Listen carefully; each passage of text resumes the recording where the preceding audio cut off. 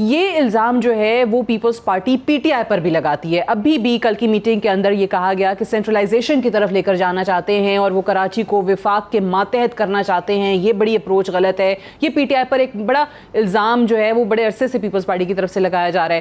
آپ کو کتنی صداقت نظر آ رہی ہے؟ And again your comments on this committee.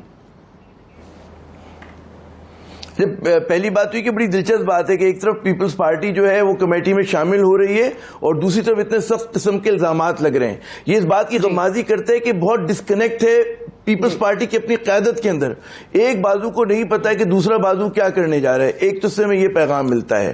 اچھا, دوسری بات یہ کہ میں نہیں سمجھتا کہ ہماری یہ تینوں سیاسی جماعتوں میں اس قسم کی سیاسی بالغ النظری ہے کہ وہ جس طرح سے مل کر بیٹھ گئی اور مسئلوں کو حل کرنے کے لیے. ظاہر ہے کہ جو پھر ہمارے ملک میں سنجیدہ, جس کو سیدھی چھپانے کی بات ہے, اسٹیبلشمنٹ ہے ہماری, تو انہوں نے ان سیاسی قوتوں کو مجبور کیا, جس طرح ماضی میں بھی بہت سارے بہتر کاموں کے لیے سیاسی جماعتوں کو قریب لایا گیا تھا. تو اس معاملے پہ بھی کہ کراچی کا مسئلہ جو ہے وہ بہت بڑا مسئلہ ہے, گمبھیر مسئلہ ہے, اور کراچی اگر اچھا نہیں چلے گا تو سندھ اچھا نہیں چلے گا, کراچی اچھا نہیں چلے گا تو ہمارا وفاق اچھا نہیں چلے گا, پاکستان کو نقصان ہے.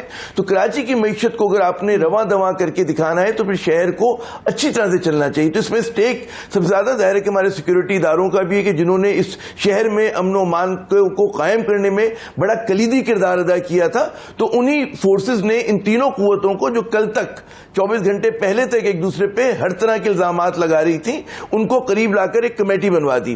اب کمیٹی کے حوالے سے ہم سب کو پر امید ہونا چاہیے, بالکل ہم بھی پر امید ہیں, لیکن جیسا کہ جنرل صاحب نے فرمایا تھا کہ ہم کیونکہ اتنے زیادہ ڈسے ہوئے ہیں اور ماضی کے ہمیں اتنے بڑے بڑے بھیانک تجربے ہو چکے ہیں, تو پھر اس سے ہم ایک سوال یہ نشان ہوگا کہ کمیٹی کیا پرفارم کرے گی. میرے ذہن میں جو ہے, دیکھیں کراچی میں جو نالے کی صفائی ہے یا جو بھی ہم گنواتے ہیں مسائل, یہ سارے بیماری کے علامات ہیں. اصل بیماری یہ ہے کہ جی آپ نے تقسیم اختیارات اور مالی وسائل جو ہے کس کے پاس ہونے چاہیے. کیا وہ وفاق کے پاس ہونے چاہیے, کیا وہ صوبائی حکومت کے پاس ہونے چاہیے, شہری حکومت کے پاس ہونے چاہیے. یہ ڈیبیٹ کا کرکس ہے ہمارے ہاں, اور جب تک آپ اس کو طے نہیں کریں گے, اصول کو طے نہیں کریں گے, آپ کتنی کمیٹیاں بناتے رہیں اس سے مسئلے حل نہیں ہوں گے. دنیا بھر میں کتنے بڑے شہر ہیں, یعنی مالی وسائل کا سارا معاملہ ہے وہ کس کے پاس ہوں گے وہ دیکھنے. لیکن آپ نے کہا کہ بالغ النظری تینوں جماعتوں میں نظر نہیں آتی اور ڈسکنیکٹ پیپلز پارٹی کے اندر بھی موجود ہے. مجھے ایک بریک لینی ہے, بریک سے واپس آ کر ہم ڈسکشن کو یہیں سے آگے بڑھائیں گے. Stay tuned.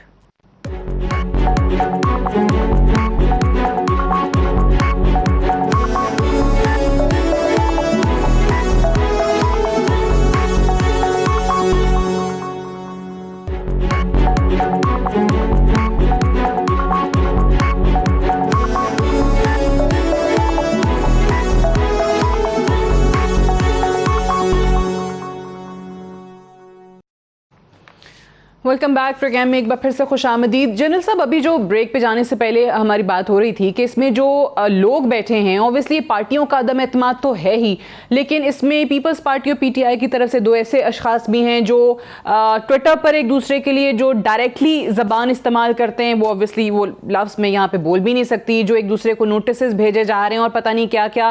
سو ایسے میں اگر یہ بھی لوگوں کو سمجھ اتنی آتی ہے کہ بھائی کوئی اور انٹرسٹڈ ہے کہ پولیٹیکل پارٹیز بیٹھیں, کچھ اور فورسز یہ چاہتی ہیں, چلیں بیٹھ گئے, لیکن اب اس میں سنسیریٹی کتنی ہے وہ تو obviously ہم نہیں بتا سکتے, نیتوں کا حال تو اللہ جانتا ہے, بٹ سٹل آپ کو امید کتنی ہے؟ دوسری طرف جب یہ ڈیمانڈ ہونا شروع ہو جائے, میں یہاں پر سراج قاسم تیلی صاحب کا نام لے کر کہہ رہی ہوں کہ انہوں نے کہا کہ این ڈی اے میں جب آیا نالے صاف کیے, انہوں نے کہا کہ 5 سال کے لیے اس پورے شہر کو کراچی کے حوالے کر دیں, کہ الیکٹرک کی منوپلی ہے وہ ٹوٹنے کا نام نہیں لے رہی. وہ کہتے ہیں کہ جی وفاق کا بھی اس میں شیئرز ہیں, آئی تھنک 26-27% ہیں, بٹ اس کے باوجود وفاق can't do much about it. So how do you see کہ یہ چیزیں کس طریقے سے آخر حل کی طرف جا پائیں گی اس کمیٹی سے نکل کے, اگر اوور آل بات کریں ہم؟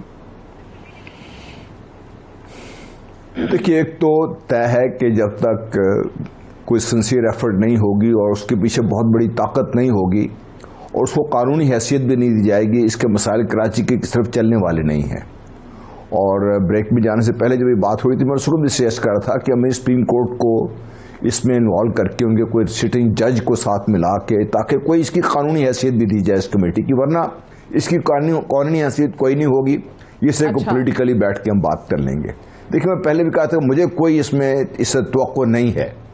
توقع اس لیے نہیں ہے کہ جس طرح بھی بات کر رہے تھے، عامر بھی بات کر رہے تھے، ہم سب یہ بات کر رہے ہیں کہ تینوں پارٹیز میں آج تک مجھے اس میں پارٹیز کے اندر بھی کبھی کوئی سنجیدہ بحث نظر نہیں آئی کراچی کے ایشوز کیا ہیں.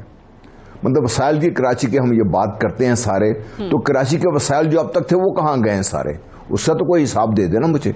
میں ایک آرٹیکل کا آپ کو کوٹ کرتا ہوں کہ کراچی میں جو واٹر ٹینکر مافیا ہے اس کا جو والیوم ہے وہ تقریباً 3.5 بلین ڈالرز کا ہے. اس کا ایک ایسٹیمیٹ ہے اس کا.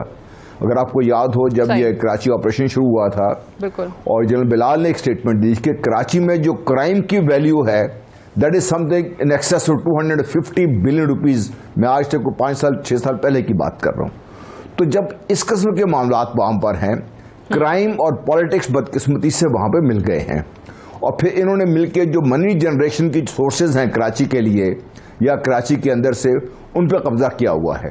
اب یہ نیکسس توڑنا بہت اہم ہے. جب تک آپ یہ نہیں توڑیں گے اور اس کو صحیح طریقے سے ڈیل نہیں کریں گے آپ ایک قدم آگے نہیں بڑھ سکتے. اور اس کمیٹی میں یہ سکت نہیں ہے. میں ابھی آپ سے کہہ رہا ہوں یہ اس میں آپ جتنے مرضی قوانین بنا لیجئے، جب تک آپ بیسک سٹرکچر جو ہے کراچی کے جو تباہی کا جو ہے اس کو آپ نہیں سمجھیں گے، اس کو درست کرنے کی آپ میں ہمت نہیں ہوگی. کیونکہ اس میں دیکھیے سیاسی طور پہ سیاسی مفادات بہت زیادہ ہیں. اس میں میرا خیال تمام کی پارٹیز ہیں وہ بھی شامل ہیں. ہم الزامات اور کاؤنٹر الزامات تو ہم سنتے ہی رہے ہیں. آپ جن کا ریفرنس دے رہی ہیں وہی لگاتے رہے نا الزام ایک دوسرے کے اوپر سارے اسپیڈ. تو میں یہ سنسیئرلی یہ بلیو کرتا ہوں کہ کراچی میں جب تک یہ کرائم کا، پالیٹکس کا اور منی جنریشن جہاں سے ہو رہی ہے وہ سورسز کا آپ توڑ کے ایک کوئی سسٹم اس کا نہیں لے کے آئیں گے اور اس کو ان کے حوالے نہیں کریں گے اور ان کو آپ باقاعدہ کوئی ٹائم لائنز کے ذریعے، کوئی پروجیکٹ مینجمنٹ کے ذریعے، کوئی ماڈرن سائنٹیفک لائن پہ بٹھا کے آپ ان کو حل نہیں کریں گے، آپ کراچی کو کبھی آپ لے کے نہیں جا سکتے. صحیح ہے. یہ نیکسز آپ کہتے ہیں کہ اس کو توڑنا پڑے گا، ادروائز چیزیں ٹھیک نہیں ہو سکتی. اب نذیر لغاری صاحب، اب یہ جس طریقے سے ہم نے کہا کہ یہ الزامات کا سلسلہ اور اوبویسلی جو ٹرسٹ ڈیفیسٹ ہے وہ ایک طرف، کچھ اور چیزیں ہیں جس کو لے کر پیپلز پارٹی جو ہے وہ پی ٹی آئی کی گورنمنٹ پر یا ڈائریکٹلی عمران خان صاحب پر الزام لگاتی ہے. اور نہ صرف پیپلز پارٹی، نون لیگ بھی بات کرتی ہے کہ جی جو کیسز ہیں نیب میں وہ وزیر اعظم نے بنائے ہوئے، وہ نیب نیازی گڑھ جوڑ جس کو یہ نام دیتے ہیں. اب انہی میں سے ایک کیس جو ہے وہ توشہ خانہ والا ہے جس میں کل زرداری صاحب نے فیصلہ کیا ہے کہ وہ خود پیش ہوں گے. یہ اچانک ان کو ضرورت کیا محسوس ہوئی؟ کیونکہ ہم دیکھ رہے ہیں پہلے ان کے وکلا جا رہے تھے، پھر وکلا نہیں آئے، ویڈیو لنک پر وہ آئے، فرد جرم عائد کر دی گئی. اب اس ریفرنس کے اندر یہ یکایک کیا سمجھ کے کہ کیا کوئی معاملات ان کو لگ رہا ہے خرابی کی طرف جا رہے ہیں، کیا وہ اپنے خلاف کسی قسم کا ڈیسیجن ایکسپیکٹ کر رہے ہیں یا وہ بالکل ہی اس معاملے کو ہیڈ آن لینا چاہتے ہیں؟ آپ کو کیا محرکات لگ رہے ہیں اس کے؟ اچھا، یہ بھی ایک مسئلہ ہے کہ اگر کوئی پیش نہ ہو تب بھی ہمیں اعتراض ہوتا ہے اور اگر کوئی پیش ہو رہا ہو تب بھی ہمیں کوئی نہ کوئی ایسی بات سوچنی ہوتی ہے کہ بھئی یہ کیا ہو رہا ہے.